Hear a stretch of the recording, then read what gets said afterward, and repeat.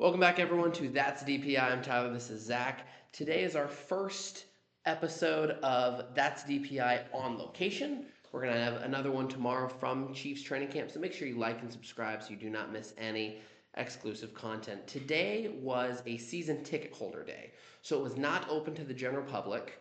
My parents do have season tickets to the Kansas City Chiefs. That's how we got access to that today. Tomorrow is the first day from the general public. So all of the content that we observe today is the first look that any fans get on the 2025 Kansas City Chiefs. And then tomorrow is when it opens up to the general public. We will be there for that as well. Zach, what was your observations? What did you see happening today? Sure. Also, one more significant thing. This is the first episode we've both recorded in the same room. So good to be here with my co-host in person. And also, one more thing before we jump into observations, we also are going to be uploading a day in the lifestyle short form content on our TikTok and YouTube Shorts. So make sure you check that out if you want more of a slice of lifestyle content rather than the long form observations. But for me, I thought the season ticket experience was great. As soon as we walked in, the staff made sure to let us know about a free pancake breakfast, which we promptly took advantage of as the players were not yet on the field and we were famished. And at this breakfast, we had the opportunity to meet with and chat with owner Clark Hunt and GM Brett Veach, and we both quickly chose GM Brett Veach, who we find to be he's our favorite. I know that he's your GM. I think he's one of the best in football. So it was awesome. He's a super humble guy. Just shook our hands and said it was nice to meet us. But this year, as opposed to going for any autographs, we decided to sit in the back row at the bleachers and take a look at the view of the whole field, and got to see a lot of good defensive action. The defense was on our side today, and that's what we're going to talk about. Tyler, what do you think was the biggest observation on the defensive side of the ball that we saw today? So the biggest question on defense is going to be who's going to replace Justin Reed. Justin Reed is going to be the biggest loss that we are going to have that we had this offseason on defense at least.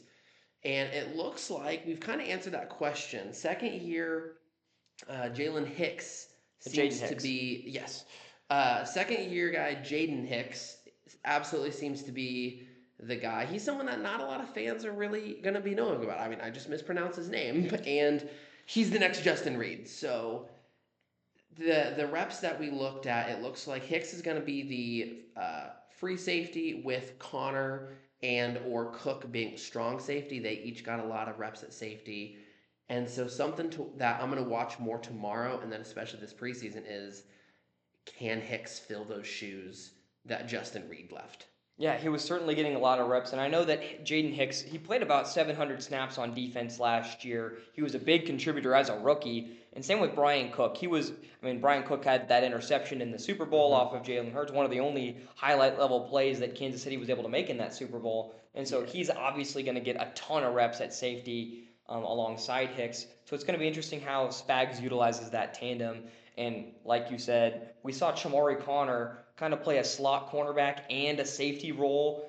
They did some of their goal line packages, and they were rotating those three players in a lot. So that was really interesting to see. One other player that we wanted to make sure we highlighted was Omar Norman-Lott. In the heat of all these second-round picks holding out and sometimes first-round picks holding out, it was really nice to see Omar Norman-Lott healthy and working alongside Mike Pennell and all the drills.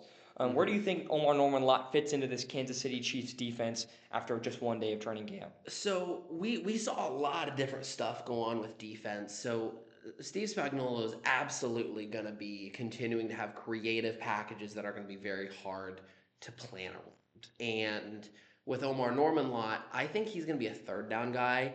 Mike Pennell is absolutely the number one still based on just day one reps. But Omar Norman-Lott is already kind of the number two guy in Kansas City. It looks like it's Pennell and then Norman-Lott for every single rep. That's the order. So I see Mike Pennell being a first, second down run stopper, with Omar Norman-Lott being that third down pass rusher. Sure, and obviously Mike Pennell, 34 years old, in his 11th NFL season. The Chiefs really did want to prioritize having a younger, high upside, third down interior pass rusher, and that's what Omar Norman-Lott is. He had an 18% pass rush win rate at Tennessee, which is one of the highest marks we've seen from an interior pass rusher since that stat's been tracked. And so it seems like the Chiefs and Steve Spagnuolo want to unleash him as soon as possible. Oh yeah. And he was working really closely with Mike Pennell all day, and hopefully that sort of a mentorship role.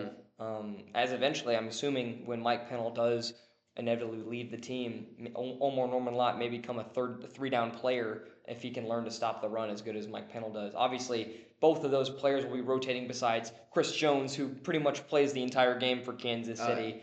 So and I'm excited for Omar Norman-Lott. If you guys remember from our draft coverage, he's actually someone that I mocked the Chiefs taking at pick 31.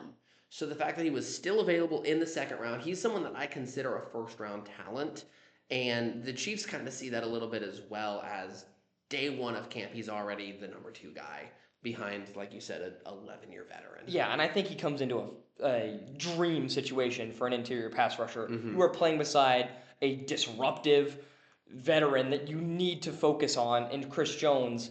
And he's never going to face a double team because if you're doubling anybody, it's Chris Jones. And then if you're chipping anybody, it's George Karlaftis, who just signed a major extension, which we have not talked about on the show, have we? We have not yet. Yeah, George Karlaftis, he signed a 4-year contract extension, but that actually keeps him in Kansas City for 6 seasons right now because currently he's coming in to his 4th year on his rookie deal.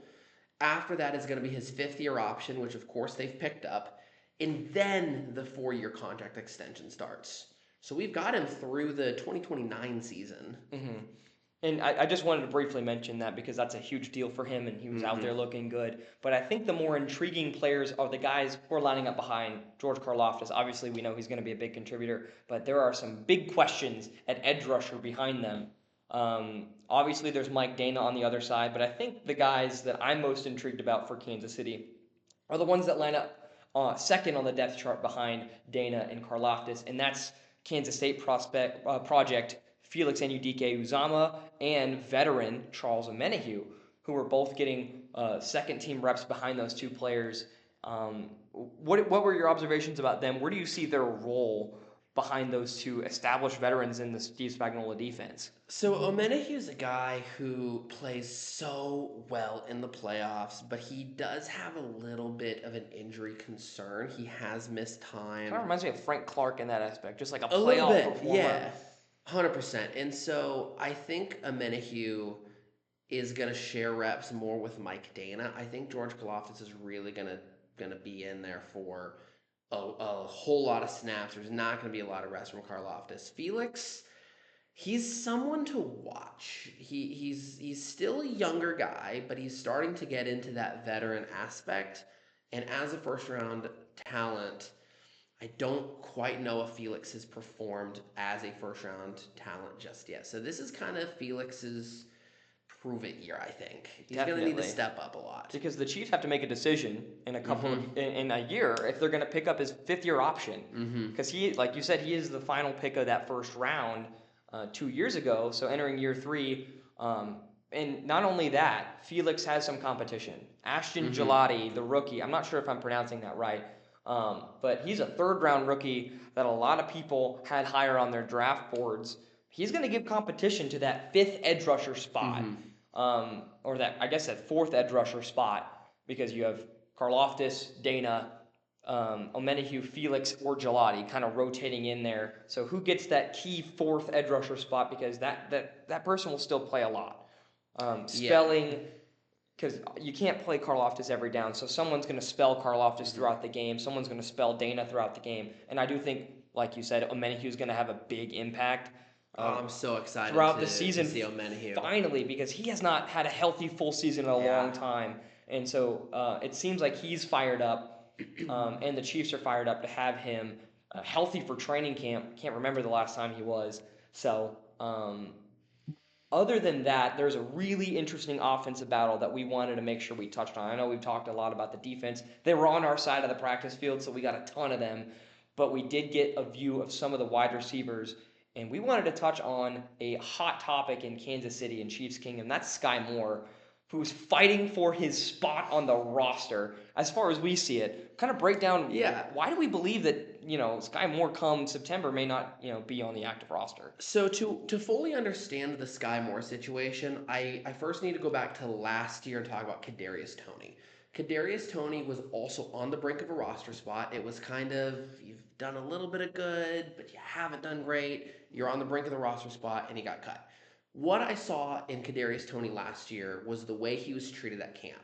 He was taking like fifth receiver reps at wide receiver. He was taking like third string punt returner. We even saw him at running back.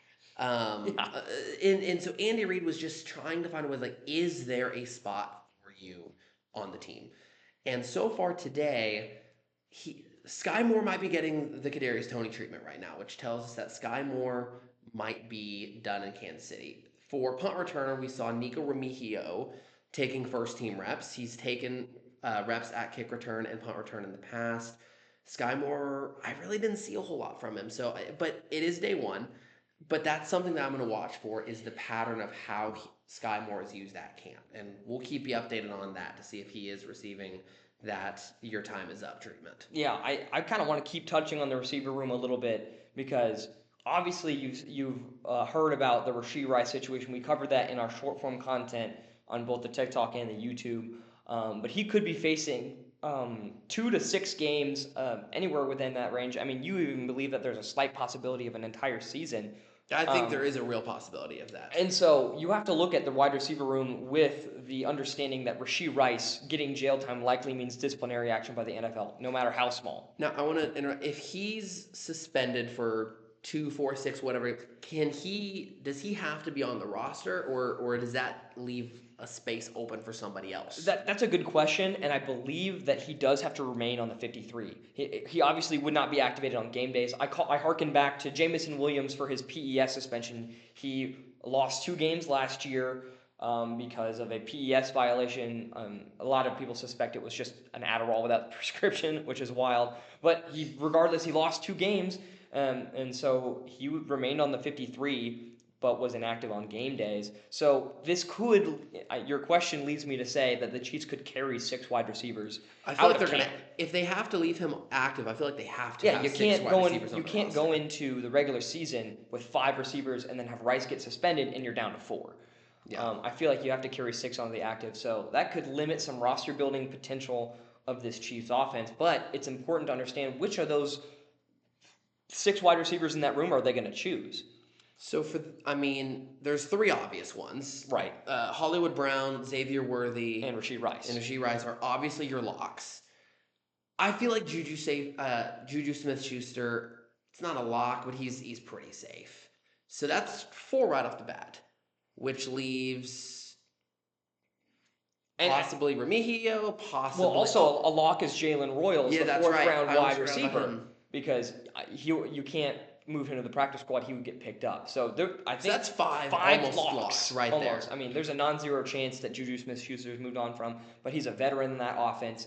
He's trusted by Mahomes. I don't think he's been brought back after going somewhere else. Right. And the Chiefs aren't just going to cut him. So we essentially have 5 locks. And we have 1 open roster spot. And that's Nico Remigio, our current number 1 punt returner / kick returner, possibly Sky Moore. Sky Moore's in trouble. I'm just saying it right now. I don't think Sky Moore is making that a camp this year. Right, and this is something we talked about. The Chiefs just released Justin Ross, and they released Justin Watson. Clearly, I was so upset when they released Watson. I mean, he's had such an incredible run of just being such a contributor in that offense, but it just shows that the Chiefs are looking to get younger and better at wide receiver because of lessons from the past. I think kind of rolling with some subpar wide receivers that have familiarity with the scheme may not be the strategy anymore. We want to get younger and better. That's what they're doing with Royals. And, does Sky Moore fit with that? Is he better than Nico Remigio? One observation that I had from all the way back on the defensive side was a full extension diving catch by Nico Remigio on a post route. And that was really one of the big highlights of the day. I saw nothing from Sky Moore today. And so he's going to have to step up and show a lot more this training camp to show the coaching staff that he deserves really that last open roster spot for the wide receiver position group. Yeah, if Sky Moore doesn't make it out of camp, I also don't see anyone else picking it up. So Sky Moore is definitely on the hot seat right now. But as we start to finish up, though, we've talked a lot about defense. We've talked about the wide receiver rooms. Talk about special teams for a second. Yeah. We saw something interesting at Chiefs training camp. Harrison So- Butker. Yeah, we were sitting Go ahead. on the bleachers. Yeah, I'll take this one. Take that. We were sitting on the bleachers, and Harrison Butker began his kicking into the wind, and he nailed a 50-plus yarder, and we thought he was done. But then he flipped around to go wind at his back and started lining up for 57, 63, and then Harrison Butker, he had not missed a kick all day, decided to line up for a 73-yard field goal. The snapper was, on the opposite 43-yard line? I think that's how it would be. The snapper would be lined up on the Chiefs' 44 yard line, leaving Harrison Butker to kick from the 36-yard line. Yeah, the opposite 36-yard. So this is right in front of us. The crowd is just kind of buzzing already because they're seeing where Harrison Butker is lining up from. And he drills a line drive kick that honestly clears it with room to spare. A 73-yard field goal. So Harrison Butker already in playoff form for Kansas City. Also notable, Matt Ariza, the punter. There was another punter, a UDFA brought in by Kansas City to compete with Matt Ariza, and he looked noticeably worse. Matt Ariza is clearing away the best punter on the roster. So no special teams drama. It should be James Winchester, Matt Ariza, and Harrison Butker. And they all looked really, really sharp on day one. It was a treat to see Harrison Butker working like that right in front of us. And you can check that out. We have that field goal on our TikTok. So make sure to go follow us and check that content out. We got a great video of it. So if you guys have any questions about Chiefs training camp, anything going on with the Chiefs, what we're seeing there, hit us up in the comments and we'll keep you guys posted. Yeah, make sure to let us know if you want us to focus on anything for day 2, because we'll be back here tomorrow with day 2 observations. Obviously, day 2 is open to the public. But thank you for tuning in for our exclusive look at the first day of Chiefs training camp. We'll see you guys tomorrow. Appreciate you guys.